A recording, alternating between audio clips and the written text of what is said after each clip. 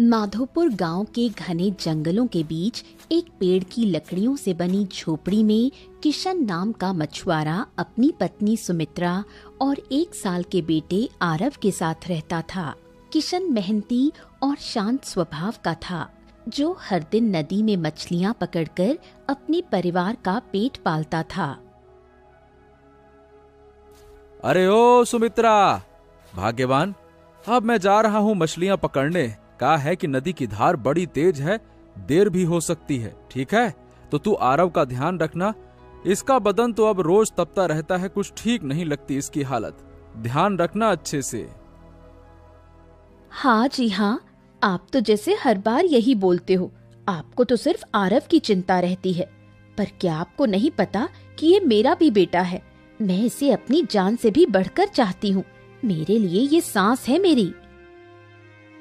अरे हाँ हाँ, हम सब जानते हैं कि तू आरव पर अपनी जान लुटा देती है। ठीक है, हम तो बस इतना कह रहे थे कि तू उसका ख्याल रखना, है ना? चल, अच्छा, अब मैं चलता हूँ। किशन जैसे ही झोपड़ी से बाहर निकलता है, तभी उसके घर पर एक अजीब सा उल्लू आकर बैठता है और अपनी भारी डरावनी आवाज में बोलता है, तुम्हें अपनी संतान को एक दिन खोना पड़ेगा। क्या कहा तुमने? क्या बक रहे हो? कौन हो तुम और ऐसा क्यों कह रहे हो?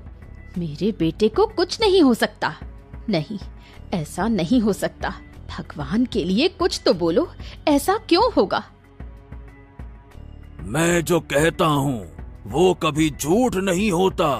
तुम देख लेना, एक दिन मेरा कहा सत्य होगा।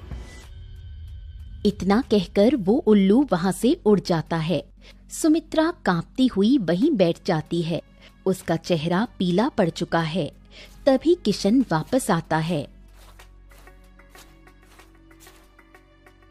अरे भाग्यवान, तू ठीक तो है ना?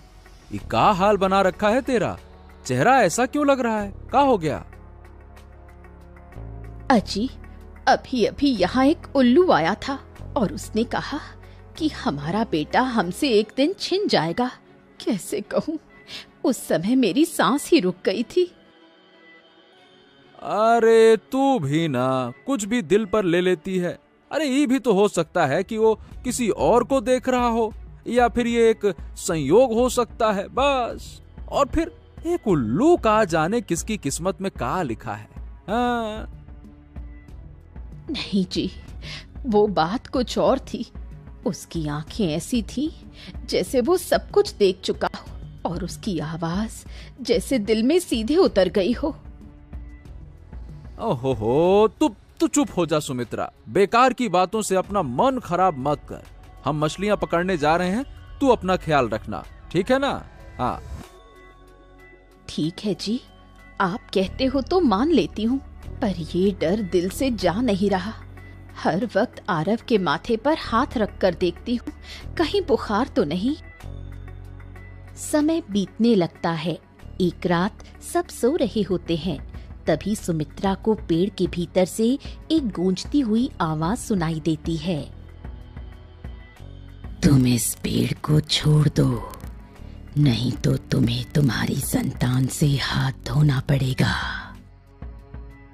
ये सुनते ही सुमित्रा घबराकर उठ बैठती है। नहीं तो तुम्हें तुम्हारी संतान से हाथ धोना पड़ेगा। दिल तेजी से धड़क रहा होता है।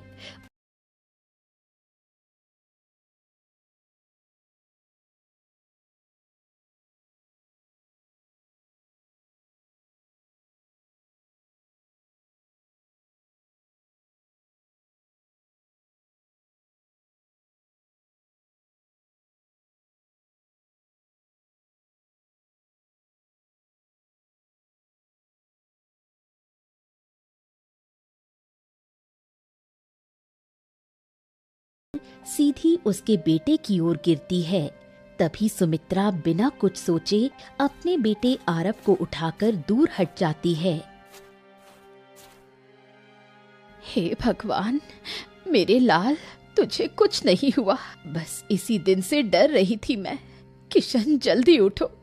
हमारा बेटा, हमारे बेटे पर जरूर कोई खतरा है। अब मुझसे और नहीं रहा जाता किशन।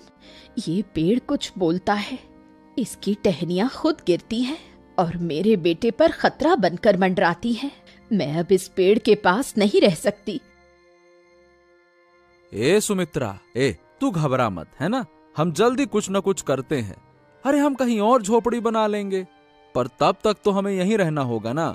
हमारे पास और कोनो रास्ता भी तो नहीं है ना? हाँ ठीक है जी, पर अब मैं एक पल भी आरव से नजरें नहीं हटाऊंगी। उसकी हर सांस पर मेरी निगाह रहेगी। हाँ भाग्यवान, तुम्हारी बातों से अब हमको भी डर लगने लगा है।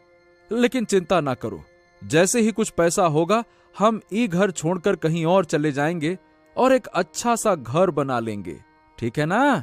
तब तक किसी तरह तुम यहाँ रहो बस। कुछ ही देर में सुबह हो जाती है। किशन थका हुआ सा अपना जाल लेकर निकलता है। वो तालाब की तरफ बढ़ता है, पर जैसे ही पानी में झांकता है तो देखता है कि एक भी मछली नहीं है। पानी बिल्कुल शांत है। हे भगवान, ये कहाँ हो गया? आज तो तालाब में एक को मछली नहीं है। अब हम घर लेकर क्या जाएंगे? हमारा आरव तो सुबह से भूखा बैठा है, उसका तो दूध भी नहीं है। हे भगवान, अब मैं क्या करूं? अपने भूखे बेटे को दूध कहां से लाकर दूं? हाँ। किशन मायूस होकर खाली जाल लेकर घर लौटता है। झोपड़ी के पास पहुंचते ही अंदर से बच्चे के जोर जोर से रोने की आवाज आती है। सुमित्रा उसे गोद में उठाए खुद भी रो रही होती है। देखो जी, ये कब से रो रहा है। मैंने तो चावल का पानी भी पिलाने की कोशिश की, पर इसके गले से कुछ नहीं उतरा। इसका बदन गर्म हो गया है अब तो। हमने बहुत कोशिश की सुमित्रा, तालाब में एक को मछली नहीं थी, खाली हाथ लौट आए। अब तो आसपास के गांव में ही जाकर कुछ मदद मांगनी पड़ेगी। लेकिन हमें तो कोई पसंद ही नहीं करता है जी। कोई हमारी मदद क्यों करेगा? मुझे नहीं लगता कि कोई हमारी मदद करेगा भी।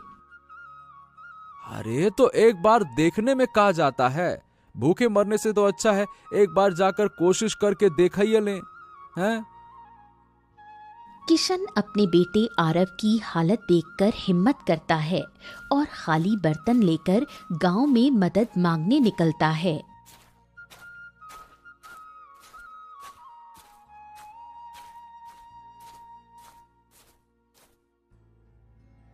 ए भैया, जरा सा दूध मिल जाता तो हमारे बेटे आरव की जान बच जाती। कब से भूखा है, उसकी तबीयत बहुत खराब है। हमारे पास पैसे भी नहीं है कि उसके लिए दूध ला सके। कुछ रहम कर दीजिए, दे दीजिए दूध। ए भाई किशन, माफ करना, हमारे घर में जो थोड़ा बहुत दूध था वो भी सुबह खत्म हो गया। अब तो हमारे बच्चे भी बिना दूध के ही सो रहे हैं। खुद सोच, तू क्या करेगा? अरे एक बच्चा है तो तुम्हारा ये हाल है। अरे एक बच्चे में तुम्हारा ये हाल है, हैं? भैया, तालाब में मछलियां नहीं हैं, इसी वजह से हाथ थोड़े तंग हो गए हैं। इतना कहकर किशन मायूस होकर अगला दरवाजा खटखटाता है। वहां से एक और महिला निकलती है।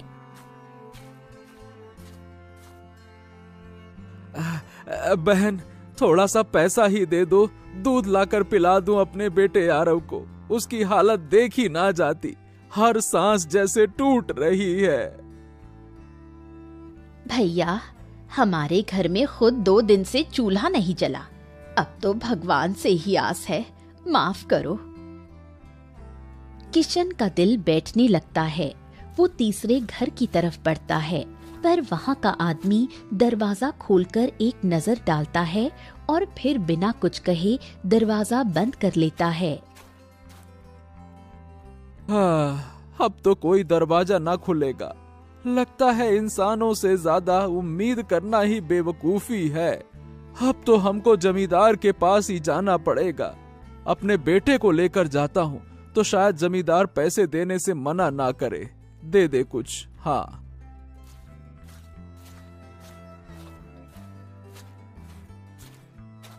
फिर किशन अपने बीमार बेटे आरव को गोद में लेकर जमींदार के घर जाता है।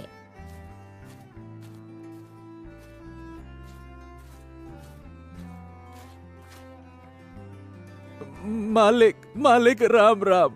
हमारा बेटा आरव बीमार है, बहुत रो रहा है। दूध के बिना उसकी हालत बहुत बुरी हो गई है। आपके दरवाजे पर आखिरी आस लेकर आया हूँ। थोड़ा दूध या कुछ पैसा दे दो मालिक, कुछ तो दे दो, मदद कर दो। ए किशन, तुम्हारे जैसे लोग बस रोने के लिए पैदा हुए हैं। अरे तुम्हारे पास एक बच्चा है और उसका दूध तक नहीं जुटा सकते हैं? अच्छा काम करो, वो बच्चा हमको दे दो और मैं वैसे भी निसंतान हूं, उसे अपनी संतान बना लूंगा। जब तेरे पास पैसे हो जाएं तो वापस ले जाना। क्या कहता है? हाँ, ये क्या कह रहे हो मालिक? हमारा आरव हमारी जान है, उसको हम कैसे दे दें? भले ही भूखा मर जाऊंगा, पर उसे किसी और की झोली में नहीं डाल सकता। नहीं नहीं नहीं नहीं, ये हमसे ना हो पाएगा। हाँ तो ठीक है, फिर उसको भूखा मरने दे। तेरा बेटा रोते रोते दम तोड़ देगा। फिर चाहे जितना पछता लेना, जब बेटा ही नहीं रहेगा तो क्या कर लेगा? किशन सोच में डूब जाता है। तभी उसे आरव की बेसुध हालत याद आती है। अगर हम उसे नहीं दूंगा तो वो मर जाएगा। मालिक, हम अपनी जान देकर भी उसे नहीं बचा सकते, मजबूरी है हमारी। वो भारी मन से अपने बेटे आरव को जमींदार की गोद में देता है। आरव, तुम्हें किसी और को देकर जा रहे हैं, पर तू हमेशा हमारा ही रहेगा। हम तुझे लेने जरूर आएंगे। हम और तुम्हारी माँ बहुत मेहनत करेंगे, बहुत सारे पैसे कमाएंगे और फिर तुमको यहाँ से ले जाएंगे। तब तक जमींदार जी हमारे बेटे का ख्याल रखना। बेटा, तुम भी अपना ख्याल रखना।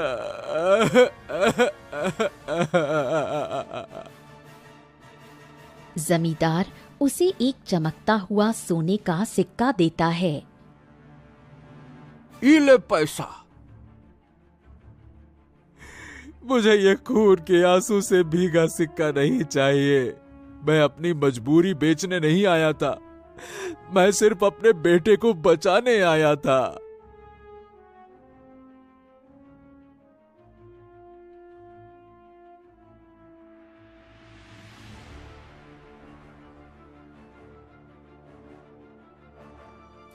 किशन घर लौटता है और जैसे ही सुमित्रा उसे अकेले देखती है। आरव कहाँ है? किशन, मेरा आरव कहाँ है?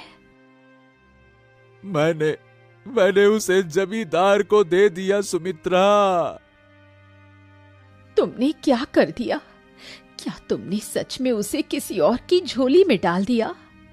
मेरा बेटा, मेरी जान, वो अब मेरे पास नहीं है। तो मैं और क्या करता सुमित्रा?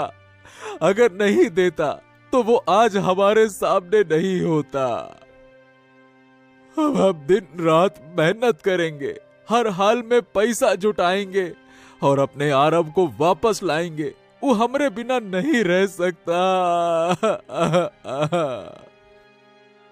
हाँ जी, चाहे कुछ भी हो जाए, मैं हर रोज काम करूंगी, जंगल से लकड़ियां लाऊंगी, खेत में भी काम करूंगी, पर अब देर नहीं करूंगी। दिन गुजरते हैं मगर काम नहीं मिलता। सुमित्रा हिम्मत हारने लगती है। एक दिन वो थकी हुई पेड़ के नीचे बैठ जाती है। हे पेड़, तू ही बता, अब और क्या बाकी है? क्या यही हमारा भाग्य है? क्या इस मिट्टी से बनी झोपड़ी में हमारे सपने भी मिट्टी हो जाएंगे? मेरा आरव क्या अब कभी मुझे माँ कहकर नहीं बुलाएगा? तभी वही रहस्यमयी भारी आवाज फिर सुनाई देती है। तुमने अपने बच्चे को जमींदार को दे दिया, अब तुम्हारा बच्चा भी मरेगा, मेरे बच्चे की तरह।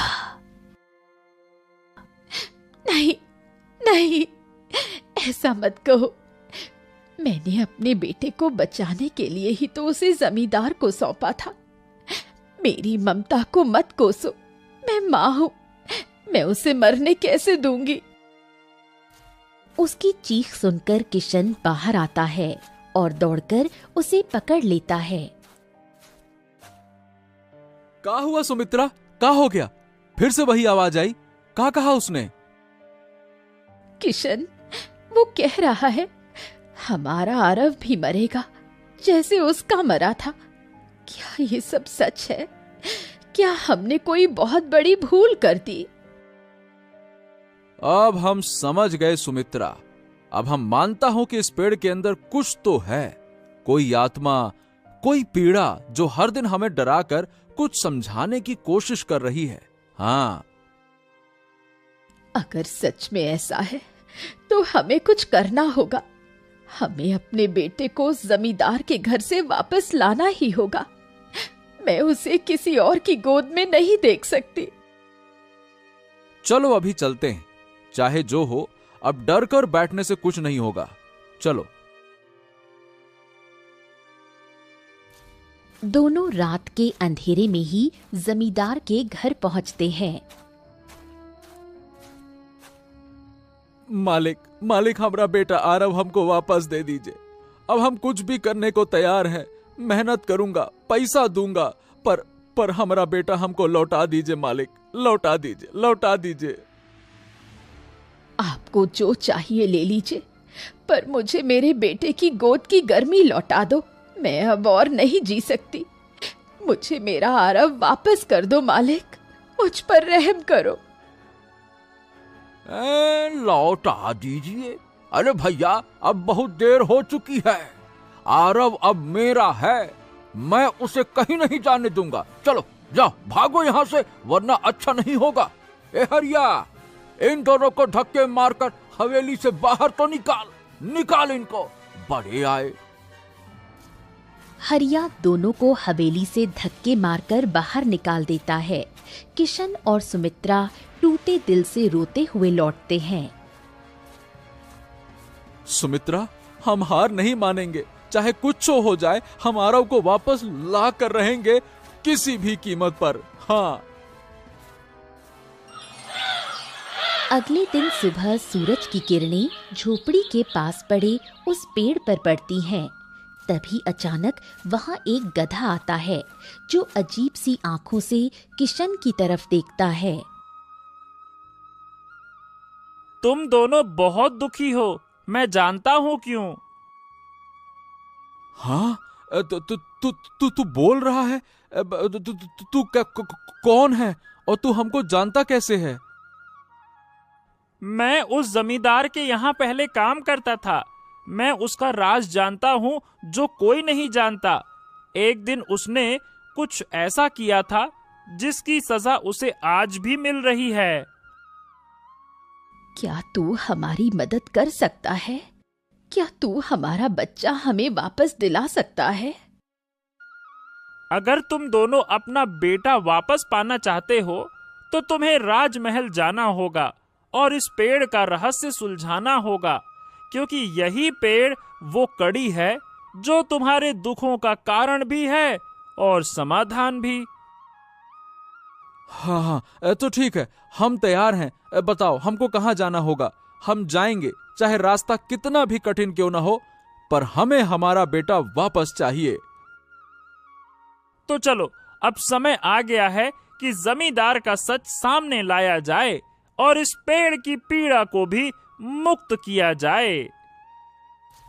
गधा किशन और सुमित्रा महल की तरफ जाने लगते हैं और कुछ ही घंटों में महल के भव्य द्वार पर खड़े होते हैं। सैनिक उन्हें घूरते हैं, पर गधा बड़ी गंभीरता से आगे बढ़ता है और कहता है, हमको राजा से मिलना है और ये मामला किसी साधारण बात का नहीं है, बल्कि एक आत्मा की पीड़ा का है। हे भगवान, ये गधा बोल कैसे रहा है? नहीं, लगता है कि हमारी आंखों का धोखा है। ए भैया, कहाँ खो गए? दरवाजा खोलिए, हमको महाराज से कुछ जरूरी बात करनी है। ठीक है ठीक है ठीक है, मैं खोलता हूँ, रुको। सैनिक डर के मारे गेट खोल देता है और सभी दरबार के अंदर चले जाते हैं। महाराज, आई दी जो सालों पहले गांव वालों ने सुनी थी। सालों पहले जमींदार ने कहा था कि वो आवाजें झूठ थीं। गांव वालों की कल्पना है वो, और अब फिर से वही आवाज लौट आई है। मंत्री जी, तुरंत जमींदार को बुलाओ। जो आज्ञा महाराज। थोड़ी देर में जमींदार दरबार में आता है। जमींदार, ये क्या सुन रहा हूं? उस पेड़ से फिर से वही आवाज आई है। तुमने वर्षों पहले हमसे कहा था कि वो आवाजें झूठी थीं, लोगों की अफवाह थी। तुमने कहा था कि वो कोई भ्रम है। क्या है ये सब? महाराज, ये लोग झूठ बोल रहे हैं। ये सब एक योजना है इनकी, मुझको फंसाने की। कोई आवाज वावाज नहीं आती है। ये सब मिलकर मेरा अपमान कर रहे हैं महाराज। महाराज, मैं एक माँ हूँ, मैं क्यों झूठ बोलूंगी? मैंने खुद उस रात वो आवाज सुनी थी। वो कह रही थी कि मेरा बेटा मरेगा। मैं अब हर रात डर में जीती हूँ। क्या मेरी ममता पर भी कोई शक करेगा? हमरे पास ना पैसा है ना ताकत, पर हमरे पास सच है महाराज। हमने सब कुछ खो दिया, अपने बेटे को किसी और की झोली में डाल दिया। अब अगर आपने हमारी बात ना सुनी तो हम तो पूरी तरह से टूटिए जाएंगे। क्या बचेगा हमारे पास? राजा थोड़ी देर सोचता है, फिर मंत्री की ओर मुड़ता है और गंभीरता से कहता है, मंत्री जी, आप तुरंत माधोपुर गांव जाइए और उस पेड़ की जांच करवाइए और पता लगाइए कि वो आवाज क्या है। अगर इस बार भी जमींदार ने हमें अंधेरे में रखा है तो फिर सजा भी वैसी होगी जैसी एक झूठे विश्वासघाती को दी जाती है। जो आज्ञा महाराज, मैं आज ही रवाना होता हूँ। महाराज, समय बहुत कम है। जमींदार जो छुपा रहा है वो केवल वही पेड़ जानता है। वहां की मिट्टी, वहां की हवा और उस आवाज की सच्चाई आज नहीं तो कल सबके सामने ही आएगी। तुम चिंता मत करो, इस बार न्याय मिलेगा।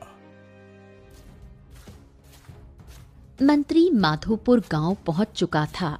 वो उस पेड़ के पास जाता है जहां किशन और सुमित्रा की झोपड़ी थी। वो पेड़ को ध्यान से देखता है और उसके नीचे की मिट्टी में कुछ कंपन महसूस करता है। वो एक घुटने के बल बैठता है और पेड़ की जड़ों पर हाथ रखता है। तभी एक रहस्यमयी आवाज गूंजती है। हम माफी का इंतजार कर रहे थे मंत्री जी। तो तुम कौन हो? तुम जानना चाहते हो मैं कौन हूं ना? तो सुनो मंत्री, मैं उस जमींदार की बेटी हूं जिसने मुझे इस दुनिया में आने से पहले ही बोझ समझ लिया। मैंने कभी रोशनी नहीं देखी, न माँ की गोद का प्यार पाया, बस इसलिए क्योंकि मैं लड़की थी, ताकि उसकी जमीन, उसका नाम, उसका लालच आगे बढ़े। और जब पता चला कि मैं लड़की हूँ, उसने मेरी मासूम सांसों को इसी पेड़ के नीचे मिट्टी में मुझे दफन कर दिया। हे आत्मा, तू कोई परछाई नहीं, तू तो उस अन्याय की साक्षात गवाही है जो इंसान की लालच ने तुझ पर किया। मैं वचन देता हूं कि तेरे हर दर्द का हिसाब होगा। जिस जमींदार ने तुझे मारा उसे अब राज दरबार के सामने झुकना पड़ेगा। मैं तुझे इंसाफ दिलाकर ही लौटूंगा।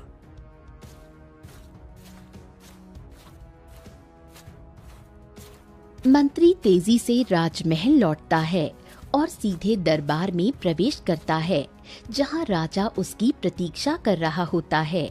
किशन, सुमित्रा और गधा भी वहां मौजूद होते हैं। कहो मंत्री जी, क्या पता चला? क्या सच में उस पेड़ के नीचे कोई रहस्य छुपा है? महाराज, जब मैं उस पेड़ के पास पहुंचा तो वहां कोई आम बात नहीं थी। जैसे ही मैंने ध्यान लगाया तो मुझे एक आत्मा की आवाज सुनाई दी। वो कोई हवा का भ्रम नहीं था, वो दर्द था। एक मां की कोख से निकली बेटी की पुकार, जो वर्षों से उसी मिट्टी में दबी हुई रो रही थी। आत्मा की आवाज, पुकार, दबी हुई। मंत्री जी, आप साफ साफ बताइए, क्या कहा उसने? माजरा क्या है? महाराज, उस आत्मा ने बताया कि वो जमींदार की ही बेटी थी। जन्म लेते ही उसे इसलिए मार दिया गया क्योंकि वो पुत्र नहीं थी। उसे बोझ समझकर उसी पेड़ के नीचे गाड़ दिया गया। वो कहती है, मुझे जीने का हक। हमारी गोद फिर से भर सकेगी महाराज? हाँ, तुम्हारा बेटा अब तुम्हारा ही है किशन। जाओ मंत्री जी, जमींदार को बंदी बनाकर ले आओ और उस बच्चे को तुरंत उसके माता पिता को सौंपिए। जाइए।